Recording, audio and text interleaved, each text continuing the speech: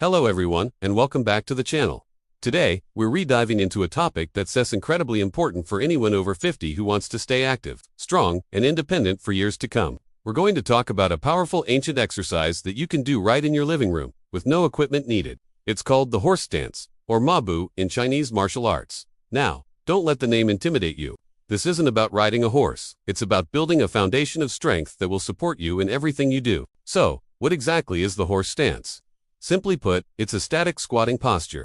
You stand with your feet wide apart, bend your knees, and lower your body as if you're sitting on an invisible chair. It sounds simple, and it is, but the benefits are profound, especially as we age.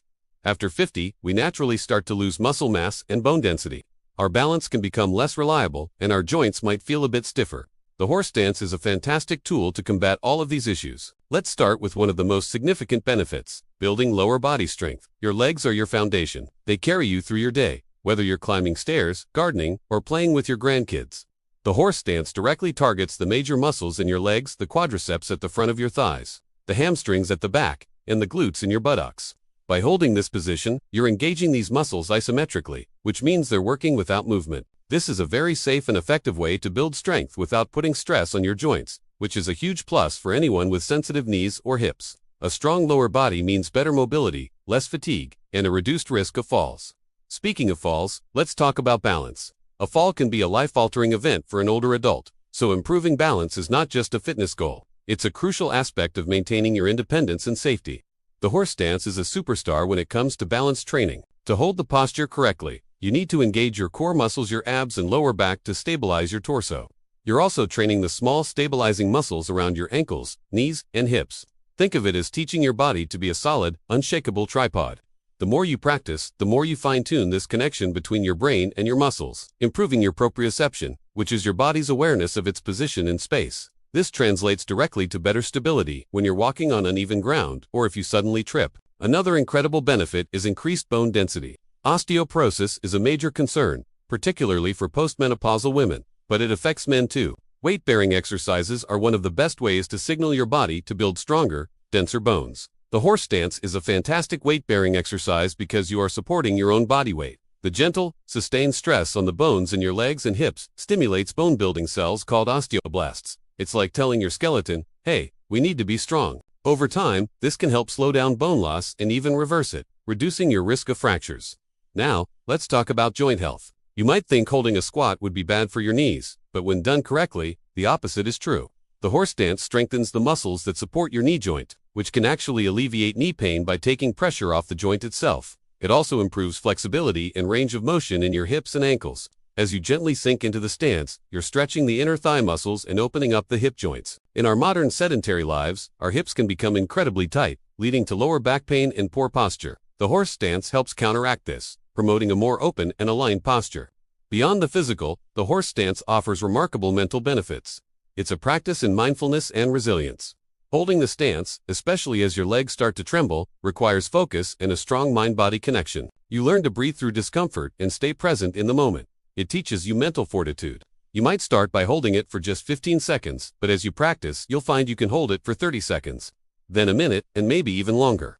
This builds not just physical endurance, but mental toughness and confidence that spills over into other areas of your life. It's a moving meditation that calms the mind while invigorating the body. Alright, enough talk about how great it is. Let's learn how to do it safely and effectively. I'll walk you through it step by step. First, find a clear space. It's a good idea to have a sturdy chair or a wall nearby for support, especially when you're just starting out. Stand with your feet about twice your shoulder width apart. Your toes can point straight ahead or slightly outward, whichever feels more comfortable for your knees and hips. The key is to feel stable. Now, take a deep breath. Engage your core by pulling your belly button gently towards your spine, and keep your back straight. Imagine a string pulling the crown of your head up to the ceiling. Slowly bend your knees and sink your hips down and back, as if you're about to sit in a chair that's way behind you.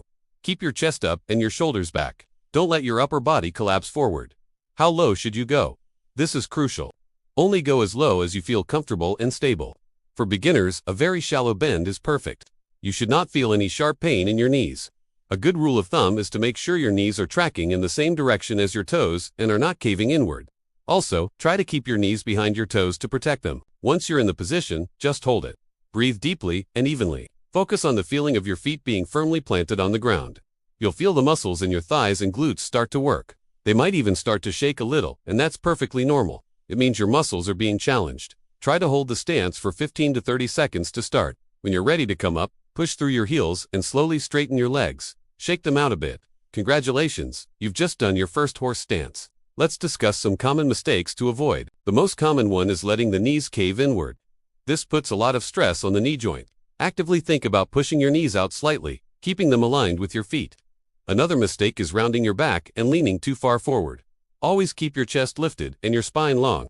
Using a mirror can be very helpful to check your form when you're starting. And remember, pain is a signal to stop.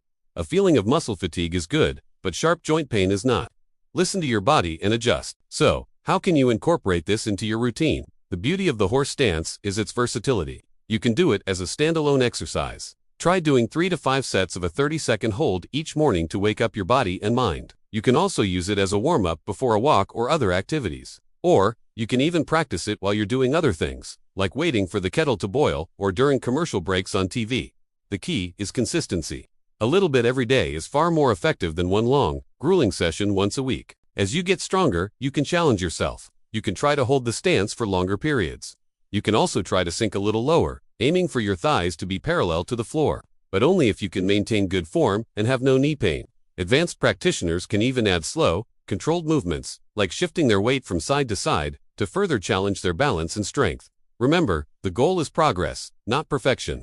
Every day you practice, you are investing in your long-term health, mobility, and independence. You're building a stronger foundation to carry you through a vibrant and active life. This simple, powerful exercise can truly be a game changer for your well-being after 50. It's about feeling capable, confident, and in control of your body. Thank you so much for joining me today. I hope you feel inspired to give the horse stance a try. Please, give this video a thumbs up if you found it helpful, and don't forget to subscribe to the channel for more tips on staying fit and healthy at any age. Share your experience with the horse stance in the comments below. I'd love to hear from you. Stay strong, stay active, and I'll see you in the next video.